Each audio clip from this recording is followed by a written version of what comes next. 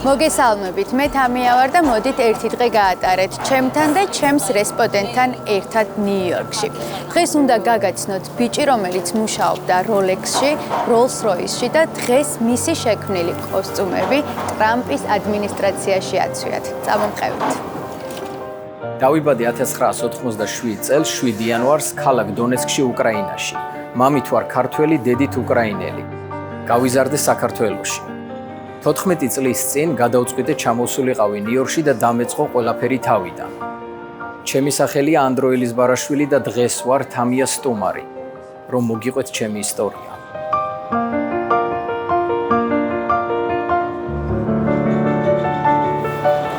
ანდრო, მადლობა, რომ ხარ დღეს ჩემი გადაცემის სტუმარი და ძალიან მიხარია მეგობრებო, რომ ესეთი მაგარი ბიჭი უნდა გაგაცნოთ. გამარჯობა, მადლობა თქვენ. დავიწყოთ თავიდან. როდის ჩამოხვედი ამერიკაში და გაიხსენე პირველი დღე? ემიგრაციაში დიდი ხანია ვარ, ჩამოვედი გერმანიიდან და ჩამოვედი საახალწლოდ. თითქმის 1 თვით. თან ახალი წელი პერიოდი ყოველთვის მინდოდა ნიუ-იორკში და ჩამოვედი, რა თქმა უნდა და ნიუ-იორკი ისეთი რაღაც არის რა, რომ ჩამოდიხარ, ნიუ-იორკი ყველას იღებს. და შენ თუ მიიღებ და რომ ჩამოვედი, პირველივე წუთს მივხვდი, რომ ეს ჩემია. ჩამოვედი, ვიყავი მეგობრებთან, ვიყავი, ჩემი მეგობარი იყო აქ და წავედი უკან. როგორც ტურისტი, გერმანიიდან ჩამოვედი საახალწლო და ჩემი დაბადების დღე ახალი წლის პერიოდშია იანვარში და ჩამოვედი, მეთქი დავისვენებ რა, შევხედავ რა ეხლა ამერიკას. ხო და წავედი უკან გერმანიაში ისევ და ჩამიждდა ეს. სადღაც 1 წელიწადში გადავწყვიტე, რომ უკვე ჩამოსულიყავი და დავრჩენილიყავი აქ. და ესე დაიწყო ჩემი ცხოვრება. ჩამოხვედი და დარჩი. ჩამოვედი და დავრჩი. რა ხდება მაშინ, როდესაც ჩამოხვედი და დარჩი? ვიპოვე ბინა, ოთახი ბრუკლინში. და უკვე გადმოვედი უკვე ქალაქისკენ. ენის სწავლა. შესაძლოა ენა უცბად ვისწავლე უნივერსიტეტში. ბრუკლინის სკოლა, ანუ შენც გაიარე. ბრუკლინის სკოლა გავიარე. ერთადერთი დღემდე რაც მომწონს ბრუკლინი, ეს არის ოკეანე და ბოდვორკზე სეირნი. და რა თქმა უნდა, ბრუკლინი ხო ყველას ემიგრაციაში, ეხლა შენ თუ რუსული იცი და ქართული იცი, ეს გეხმარება. თუ გამოიყენებს სწორად, მაგრამ როგორც ჩემი იქი მიიძახის, ბრუკლინში ხალხი ცხოვრობს ისე, როგორც არ უნდა იცხოვრო ამერიკაში. წამო ეხლა ყავა ავიღოთ, კაი იტალიური ყავა და გავაგრძელოთ მერე. წავედით, მინდა ყავა. ჩემი გადაცემის გენერალური სპონსორია საქართველოს ბანკი. საქართველოს ბანკი ემიგრანტებს სთავაზობს სპეციალურად მათზე მორგებულ დისტანციურ მომსახურებას. სოფიოს ნებისმიერი წერტილიდან შეგიძლია გახსნა ანგარიში და მარტივად მართო შენი ფინანსები. ეწვიე ვებგვერდს Migrants-G, დატოვე მონაცემები და გაიარე უფასო კონსულტაცია შენთვის საჭირო საბანკო პროდუქტებზე.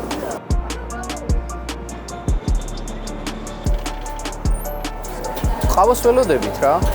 ანდრო მოგვიყვანა თავის საყვარელ ადგილას და ყავა უნდა დაგალებინებოდა და კი ბატონო.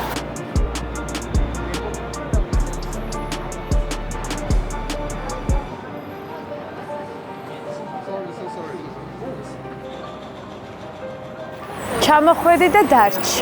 რა ხდება მას შემდეგ? ანუ აბსოლუტურად გათვითცნობიერებული მქონდა, რომ ჩამოვდიოდი და ვრჩებოდი რის წინაშე და რა მელოდებოდა, ანუ ფაქტიურად საერთოდ არაფერი. იქიდან გამომდინარე, რომ მე გავიარე ეს ეტაპები ევროპაში, გერმანიაში, მზად ვიყავი და ვიცოდი, რომ უნდა დამეწყო 0-დან კი არა და მინუსიდან. იქიდან გამომდინარე პირველ რიგში. როგორი იყო ეს? პირველ რიგში იყო 0-დან დაწყო.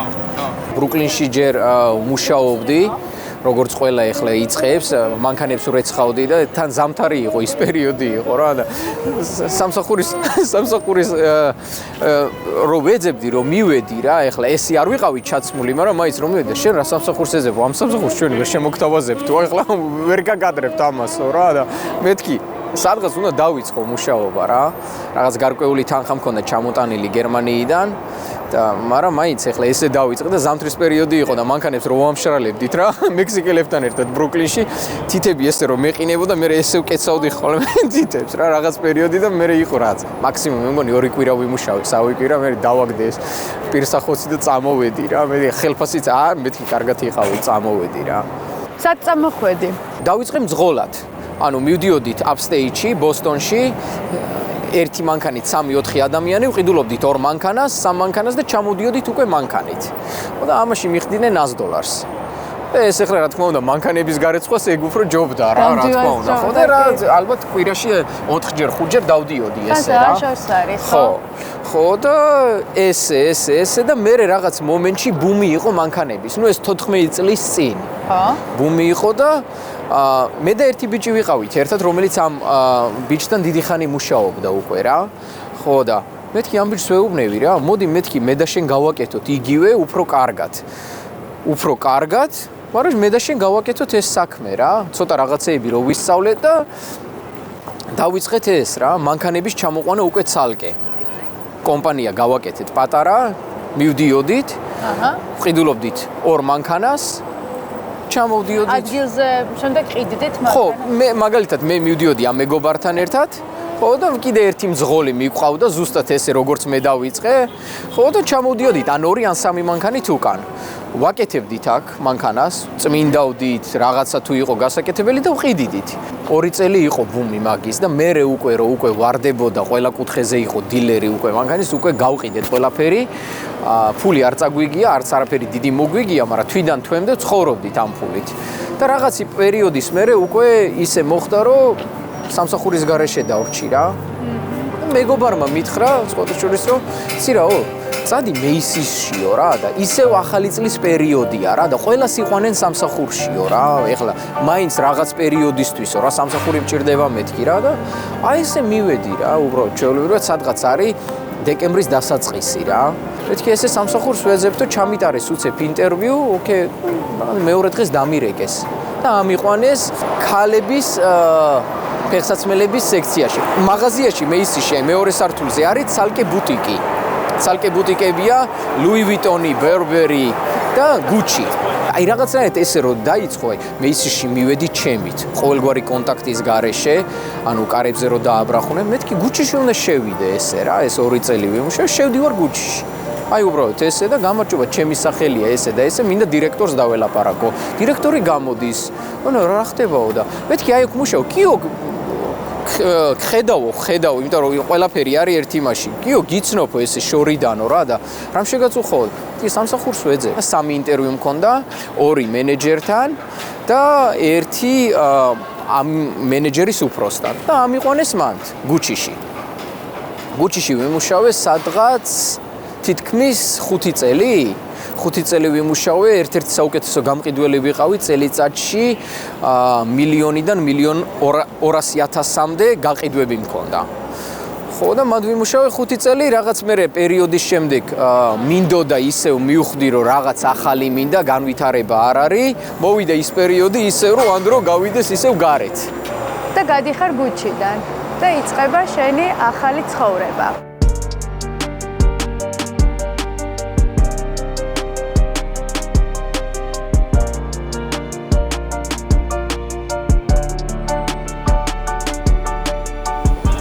მინდა წარგიდგინოთ ჩემი გადაცემის სპონსორი ბოქსეტი, საერთაშორისო გადამზიდი კომპანია, რომელიც საქართველოსთან ამერიკის მიმართულებით ნებისმიერ შტატში და მსოფლიოს ნებისმიერ წერტილში ახორციელებს ამანათების გაგზავნას. ასევე მათ აქვთ ძალიან კარგი სიახლე ამერიკაში მცხოვრები ქართველებისთვის. შეგიძლიათ საქართველოსთან ამერიკის ნებისმიერ შტატში გამოაგზავნოთ პირადი გზავნილები, რაც მთავარია, ძალიან მოკლე დროში, ბიუჯეტურად და კარამდე მიტანით. როგორც წეგან ახსენე, გამოდიხარ გუჩიდან. სად მიდიხარ? რას აკეთებ? საათები ყოველთვის მომწონდა როლექსი. როლექსი და როლექსი მომწონდა და მომწონდა კარტიე. და მე მგონი კიდე რაღაც ბრენდი იყო, არ მახსოვს, კარტიეში რეზიუმე დავტოვე, აი ძალიან ციოდა ნიუ-იორკში რა, სადღაც ესეთი თებერვალი, იანვრის პერიოდია რა და -20-ია რა. ხო და აი ხედავ რომ მედისონზე 53-ზე როლექსია და შევედი. ხო და შევედი და გამარჯობათ ესე და ესე სამსახურს ვეძებ. ოკეიო. დაუტოვე რეზიუმე. რამოდენიმე კითხვა ისე დამისვა, მე ასისტენტი ვარო. მენეჯერი, მთავარი მენეჯერი აქ არ არისო, მაგრამ ისე კითხვა დამისვა, რომ სად მუშაობთ, ან რომ უთხარი გუჩიში ვმუშაობ, ესე რამოდენიმე წელიწადი უკვე თითქმის 4 წელი ვმუშაობდი და ისეთი კითხვები დამისვა, რომ მივხვდი, რომ რაღაც ინტერესი აქვს. ხო და გავეცი პასუხი და რამოდენიმე დღეში მირეკავენ და ინტერვიუზე დამიძახეს. მივედი, ინტერვიუმ ჩაიარა ძალიან კარგად და მეორე ინტერვიუს მერე ამიყვანეს სამსახურში. დაიწყე Rolex-ში მუშაობა. რა ხდება Rolex-ში და როგორი იყო იქ შენი გაყიდვები? დავიწყე თავიდან ტრენინგი, იმიტომ რომ საათი არ არის როგორც ბრენდი. საათს აქ ძალიან ბევრი მნიშვნელოვანი მომენტი, როგორც აი იმაში, მექანიზმში. ტრენინგი იყო სადღაც თვენახევარი. ანუ თვითონ Rolex-ის სახში, პატარა ქარხანა აქვს Long Island-ში. გასწავლეს მთლიანად დეტალები Rolex. From A to Z. Rolex-ის გაყიდვებზე რომ მოგვიყვე და როგორ ხდებოდი, როდესაც მომხმარებელი შემოდიოდა ის რისი გადამხდელი იყო საათში?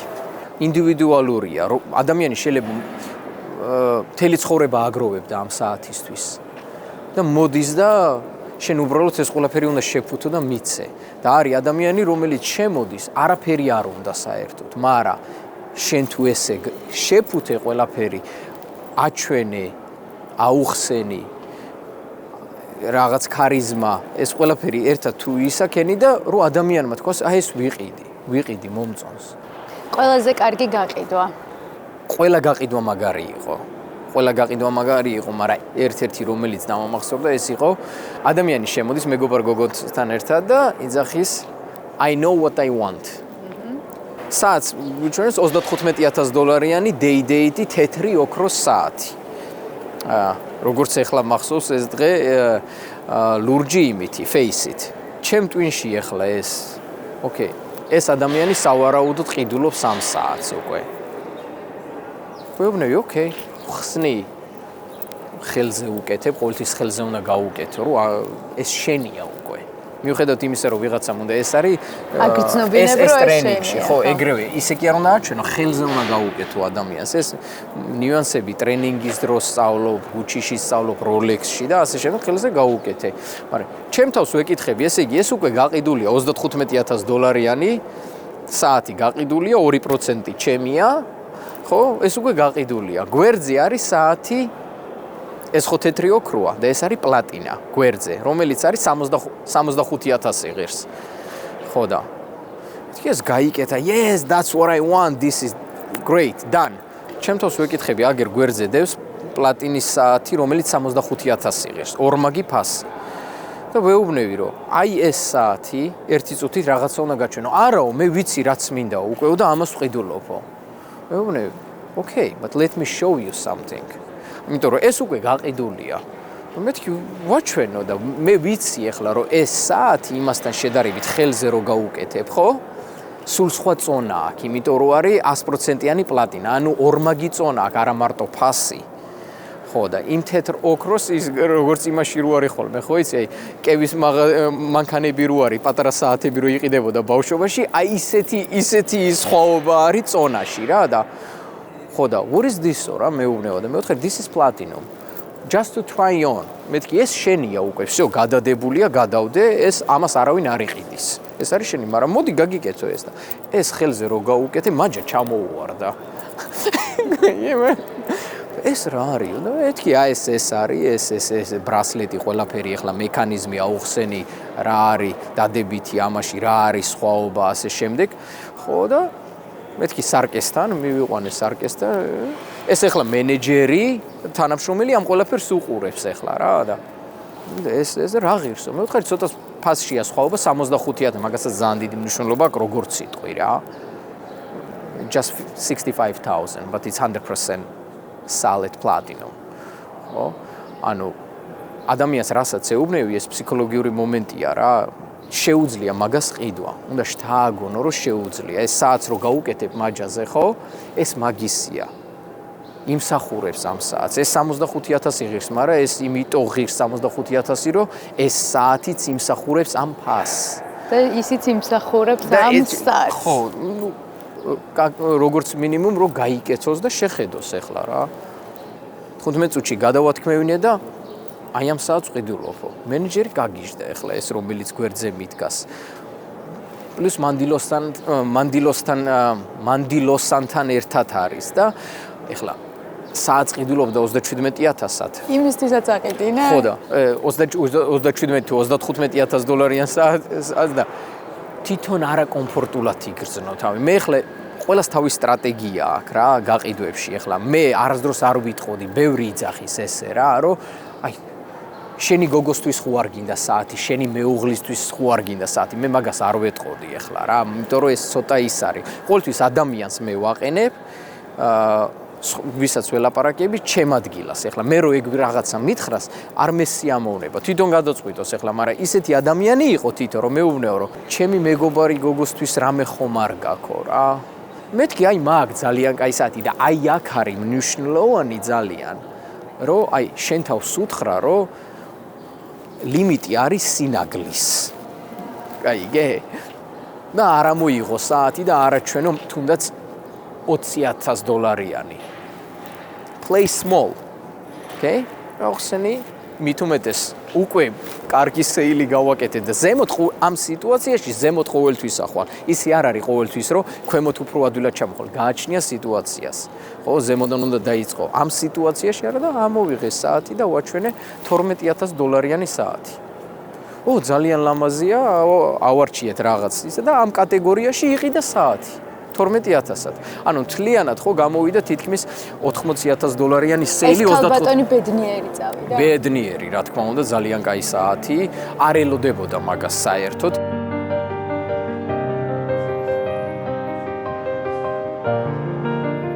რა ხდება Rolex-ის შემდეგ შენს კარიერაში?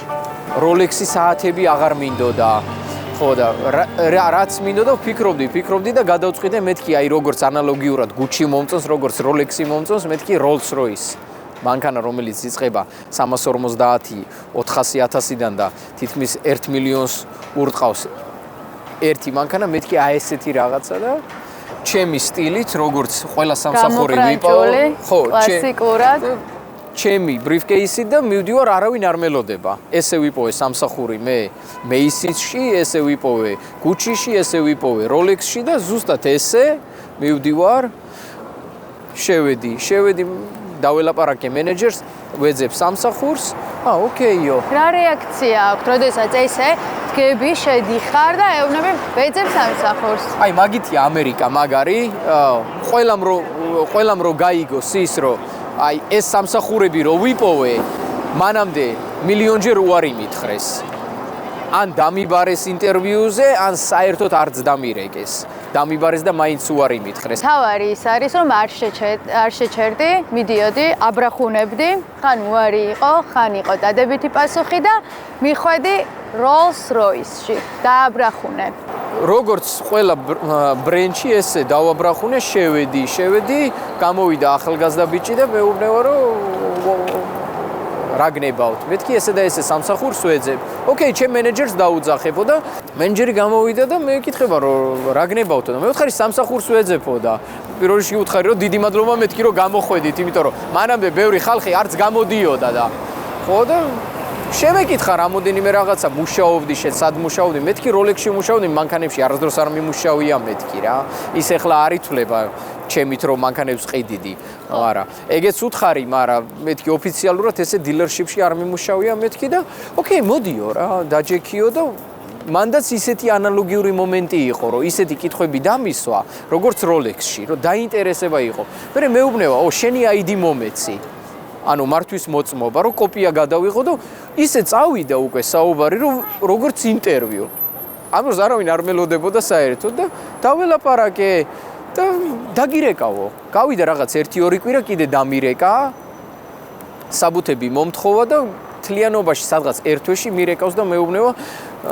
გილოცა ვაყვანილი ხარ სამსახურში და აი მანდ ვიმუშავე მე მანდ იყო თუ იყო სეილი და სელების გაყიდვა. აბა როგორი იყო მანდ გაყიდვები?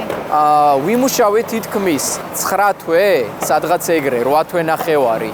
12 Rolls-Royce-ი გავყიდე ამ 9 თვეში. ფასები იწყება, ანუ ახალი და ნახმარი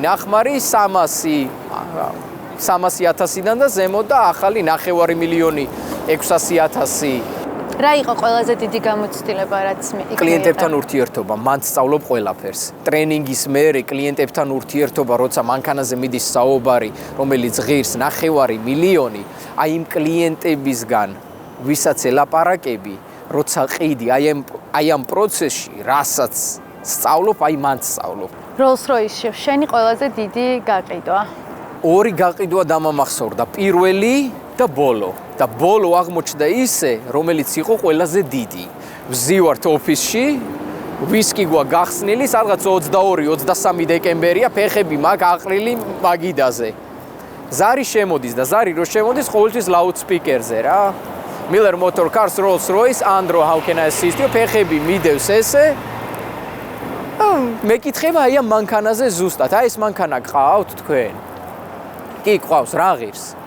და ხო ვართ ეხლა ხო გითხრა მენეჯერმა 345 რა და რამდენ რა ღირსო და მე ვთხარი MSRP 345-ია, მაგრამ ჩვენ ყიდით მეთქი 455-ად. უბრალოდ ვეუბნე, იმიტომ რომ ძალიან ბევრი ზარი შემოდის, რომ არ არის მყიდველი ადამიანი და ეს ფეხები და 455 მეთქი.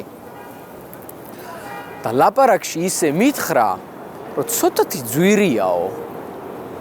ეგ რომ მითხრა, მანდ მივხვდი, აი ხმაში მივხვდი, რომ ეს ადამიანი აი ცოტათი ძვირია. ფეხები ჩავუყენთ, ტელეფონი ეგრევე ავიღე და დავიწყეთ ესე იგი ახალ წლამდე, ახალ წლამდე იყო აი ეს დავიდარაბა ლაპარაკი რა, ამ ფასზე რა. რამდენ დღეში გაყიდე და რამდენად? ერთი კვირა გაგრძელდა ეს ჩვენი ისა და 345 და 35,000 ზემოთ. გავყიდე. ახლა უფროსობა ახალი წლის იმიდან რომ ჩამოვიდნენ და ერთ-ერთი უფროსი შემოდის რა და ეს მანქანა ვინ გაყიდაო რა? მე ვზივარ ესე რა კაბინეტში რა და I sold this car რა თან ესე რა და მენეჯერი მეუბნია don't forget to put the tag რო ყიდი შუშის ქვეშ უნდა ჩადო ის რა რო გაყიდულია და არ დაგავიწყდეს ეს შეავსო ეს შეავსო რომ გაყიდულიაო და ვინ გაყიდაო და მოტრიალ და წავიდა შოკი იყო ჩემთვის და ეს იყო ბოლო მეთქი მივდივარ მეთქი და წამოვედი ხო წამოვედი მაგრამ სად წამოხვედი მან ხო წამიყვან ახლა კი ეხლა გაჩვენებ ჩემს სამყაროს ახლა რასაკეთებს ანდრო ერთად წავიდეთ მეგობრებო და გავიდეთ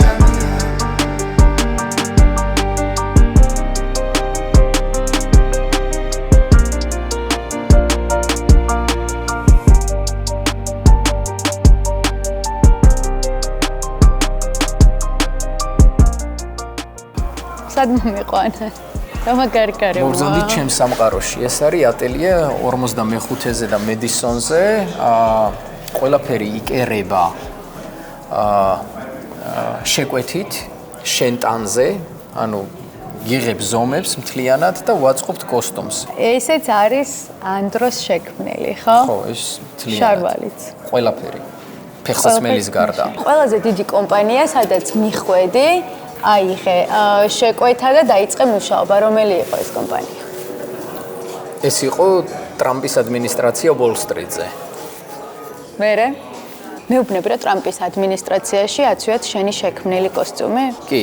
ტრამპის ადმინისტრაციაშია დღესდღეობით ეს ხალხი იმის მერე რომ გახდა პრეზიდენტი, თორემ მანამდე იყვნენ მაგათი ოფიციალურად ადვოკატები და იცავდნენ ნიუ-იორკში და როცა გახდა ტრამპი პრეზიდენტი, თავის გუნდში მოიწვია და ეხლა არიან ოფიციალურად ტრამპის ადმინისტრაციაში. ჩვენ მოვიძიეთ ინაუგურაციის ფოტოები და მე თვითონ ნახე მეგობრებო, რომ იქ ადამიანებს აცვიათ ანდროს კოსტუმი. მე გამოგიგზავნე გახსოვს და გაუკვირდა რომ ესე გაკეთე რა? ხო, ეგრე იყო. ხო. ჩემი ბიზნესი არის აგებული word of mouth. ანუ შეგიკერე შენ კოსტუმი, შენ დაგინახა დაქალმა მეგობარმა და გეკითხება სად შეიკერე შენ და მე აძლევენ ჩემ ინფორმაციას. ესია ჩემი ბიზნესი შექმნილი და დღესდღეობითაც ესე მუშაობს. ძალიან დამეხმარა რა თქმა უნდა background-მა Rolex-ის, Gucci-ის, ჩემი networking-ით და ერთ დღეს ადამიანი მირეკავს, რაც ეგ ნორმალურია. ტელეფონზე მირეკავს და მეუბნეო რომ ჩემმა მეგობარმა შეიკერა შენთან კოსტუმი და მირჩია შენი თავი. ესე და ეს არის ჩემი სახელი, მეთქი ოკეი. დამიბარა თავის სახლში. თავის სახში მივედი, რომელიც ცხოვრობს Wall Street-ზე. მივედი შეუკერე კოსტუმი. ერთი ცალი, ორ კვირაში მიუტანე. ძალიან მოეწონა, მეუბნება კიდე 4 შემიკერეო. 4 შეუკერე, ისევ მიუტანე. გავიდა 2 თვე. მირეკავს. ჩემ ოფისში ვიცოდი რომ იყო ადვოკატი. ადვოკატი ესეთი კლიენტები მყავს მე ახლა ადვოკატი ყოფილი თანამშრომლები CFO of Rolex ანუ კონტაქტებით ახლა ბევრი ადვოკატი რომელიც ლოიერია ამ განხრით იმ განხრით ფინანსისტები ჩვენთვის ეს არის ჩვეულებრივი ამბავი კი მირეკავს და მეუბნება რომ შენი კოსტუმები, იმიტომ რომ შეიკერა გამოვიდა მთლიანობაში სადღაც 5-6. შენი კოსტუმები ისე მოეწონათ ჩემ თანამშრომლებს, შეგიძლია მოხვიდე ჩვენთან Wall Street-ზე ოფისში. და 7 თუ 8 თანამშრომელია და მაგათაც უნდათო და მეთქი არ არის პრობლემა Wall Street-ზე ახლა დიდი ვენი კომპანიის რომელიც ყავს ახლა ძალიან რთულია მაგის დაყენება. პრობლემა არ არისო. გამოგიყოფთო ადგილსო, მეთქი ოკეი, მივედი ეგრევე მივხვდი უკვე დაყენებულია ფიშკები. ანუ ნემსი ვერ ჩავარდება Wall Street-ზე, ეს არის განთქმული Trump Building-ი, მაგრამ Trump Building-ში ახლა 1000 ოფისებია, 4 Wall Street Trump Building. თავის დროზე აშენებული. მე ახლა არ ვიცი, ვინ არის საერთოდ, ახლა ეს ადამიანი. ანუ შეხვედით ტრამპის დამაყენებილის ამ დროს და შენ არ იცი სად ხარ, ვისთან ხარ ჯერ არ იცი. ვიცი რომ ამ ადამიანს ვიცნობ, მაგრამ მე არ ვიცი რომ ეს ადამიანი არის ტრამპის ადვოკატი, პირადი ადვოკატი. ეს შეგასახელი დაგვარებით რა? კი, როგორ არა, Todd Blanche. მერე? ხო და მივედი ამ ადვოკატს კი ვიცნობ მე, ხო? და თანამშრომლები გამაცნო და ეს იყო ყველაზე დიდი სეილი მაგ დღეს 4 საათში 12000-ის 4 საათში. ხო, 12000-ის კოსტუმი ისავქენით. უმრავლესობა მაგან გადაიხადა, თანამშრომლებს გადაუხადა, ხო. ეს იყო ერთ-ერთი ყველაზე მაღალი სეილი 12000 რამოდენიმე საათში და 2 კვირაში მიუტანე ამ ხალხს, ყველა კმაყოფილი იყო. მიუტანე დიდი მადლობა, კარგად იყავით. გავიდა სადღაც 1-3 კვირა. და მაშინ ეწყებოდა ტრამპს ეს დიდი ისა რა. მე მივხვდი მე უკვე რომ ტრამპს ეწყებოდა ეს საარჩევნო არა. სასამართლოში დაბარებები და ასე შემდეგ ნიუ-იორკში რა. და ამ ეს 3 კვირა რო გავიდა, უბრალოდ სკროლინგს ვაკეთებ ტელეფონის რა და ხედავ ეს Todd Blanche ადამიანი ტრამპის გვერდზე დგას. მეთქი რაღაცა ხდება ახლა, არ არსებობს ახლა რა და რეპრეზენტაციას უკეთებს კამერების წინაშე, ახლა Instagram-ზე რა. ხო და მე ავიღე და შევიყვანე სახელი გვარი და ვინ არის და თურმე არის პირადი ადვოკატი, რომელიც იცავს ყველაზე სერიოზულ ჰაშმანი და იმეებზე, დაჭერას რო უპირებდნენ აქ. ეგ და თლიანად ეს გუნდი, ეს 7-8 ადამიანის გუნდი არის ტრამპის ადვოკატები და თავარი ადვოკატის ეს თანამშრომლები და ასისტენტები. ანუ 7-8 ადამიანი ყველა კითხო, როდის უნდა ჩააცვა ტრამპს? ნაგაშორებს. ერთი ხელის ჩამორთმევა მაშორებს ტრამპთან და ვნახოთ ახლა მე მზად ვარ, მაგრამ სტილი უნდა შეუცვალო. ცოტა შესაძლებელი აქვს სტილი, კი, რაღაც მომენტებში ახლა დიდი კაცი ახლა მე პირადად არ შევხედრი რომ არას დროს, მაგრამ ანდრო, ფიქრობ რომ შენი კოსტუმები ტრამპისთვის თვალში მოსახვედრი იქნება, როდესაც თავის ადმინისტრაციას აცვია? მე ვფიქრობ კი, იმიტომ რომ მე ჩემი ხაზით როგორც კერავ მიუხედავად იმისა, რომ ამ კომპანიაში ბევრი პარტნიორია ამ კომპანიაზე, რომელიც მუშაობს ან ადგილზევე მაღაზიაში, მაგრამ ჩემი ხო ყოველთვის განსხვავდება, იმიტომ რომ ვცდილობ, რომ ჩემი ხაზი დავიჭირო ის დეტალები, რაც კოსტუმზე მე აქ ამ ფლობელებთან და კომპანიასთან ერთად ჩვენ შევქმნით, განსხვავდება ვიდრე ჩვეულებრივი იმისგან. და თვალში მოსახვედრი არის, კი. მართლა ძალიან საინტერესო ისტორიაა და მე როდესაც შენ შესახებ გავიგე ბევრი წლის წინ. თავიდანვე მივხვდი, რომ ძალიან საინტერესო ისტორია გექნებოდა. და ნუ ეგრეც არის რა გაამართლა. ჩვენი ინტერვიუ უახლოვდება დასასრულს და მინდა რომ ადამიანებს, რომელსაც ეშინიათ პირველი ნაბიჯების გადადგმის მათ რჩევა მისცეათ. ჩემი აზრით ყველა ადამიანმა ცხოვრების განმავლობაში თავის გზა უნდა იპოვოს. ყველა ადამიანი თავისებურად არის ინდივიდუალური და მაგაში არის ბრწყინვალება ადამიანის, რომ ყველა არის unique and individual. ჩემთვის ხო არის სამი რაღაცა. გწამდეს ყოველთვის ღმერთის, გჯეროდეს შენი შესაძლებლობების. მნიშვნელობა არ აქვს რომელ მომენტში. ყოველთვის გჯეროდეს შენი შესაძლებლობების და მესამე. იცოდე რომ არ ხარ მოსული ტყუილუბრად ამ ქვეყანაზე. სად ხედავ საკუთარ თავს წლების შემდეგ? იქიდან გამომდინარე ამ სფეროში რომ დაუბრუნდი არა ფულის გამო და არამედ სიყვარულის გამო ამ საქმისთვის, ჩემი გეგმა არის რომ გავხსნა მაღაზია, რომელიც უკეთესი იქნება ვიდრე ეს მაღაზია და მე რომელი მაღაზიის გახსნაც მინდა, ნიუ-იორკში ესეთი მაღაზია არ არის, შოურუმი და ეს პრინციპში ეს ვაკეთო, ოღონდ უფრო სხვა მასშტაბებით. და ბოლოს უნდა გკითხო. სად არის შენი სახლი? ნიუ-იორკში ვარ, ისე ყოველთვის ბავშვობაში მინდოდა ისეთ ადგილას ყოფილიყავი, ხოთაშორის ეგრე ვგრძნობდი ყოველთვის თავს თბილისში კი არა და დონეცკში, მაგრამ დონეცკში ჩავდიოდი ყოველთვის დასასვენებლად და ეს იყო ყოველთვის პოზიტიურ ემოციებთან დაკავშირებული. დონეცკში ვგრძნობდი თავს როგორც სახლში და აქ რო ჩამოვედი 20 დღით დასასვენებლად. აი ყოველთვის მინდოდა მეგრძნო თავი წლების განმავლობაში, რომ ჩამოსული ვარ დასასვენებლად ან როგორც ტურისტი. აი ნიუ-იორკში მე არის ეგეთი გამონათქვამი რა. There is something in New York air that makes sleep useless. აი ეს ყოველდღიურად აი ეს ნიუ-იორკი ან შენია ან არ არის და ეს ჩემია. ნიუ-იორკი არის ჩემი. მადლობა, ძალიან დიდი მადლობა გულწრფელობისთვის და ძალიან ბევრი საჭირო ინფორმაცია გაგვიზიარა და რაღაცნაირად მჯერა, რომ ადამიანები, რომლებიც არიან დაინტერესებული გაყიდვების მიმართულებით, ფეშენ ინდუსტრიის მიმართულებით, ეს ინტერვიუ ძალიან საინტერესო იქნება მათთვის. მადლობა. ჩარტყი, გამოგვივიდა. All right, moment of truth. ტრადიციულად ბლიცი.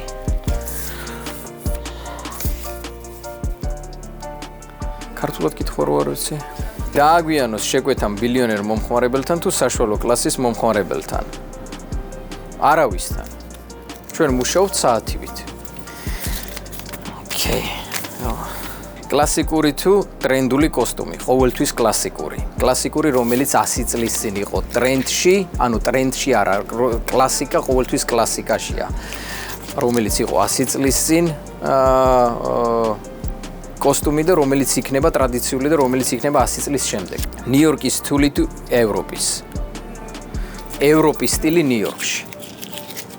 საქართველო თუ ამერიკა. ნიუ-იორკი. რა არის მნიშვნელოვანი, როგორ გახდეს ხალხი თუ შენ როგორ გრძნობ საკუთარ თავს.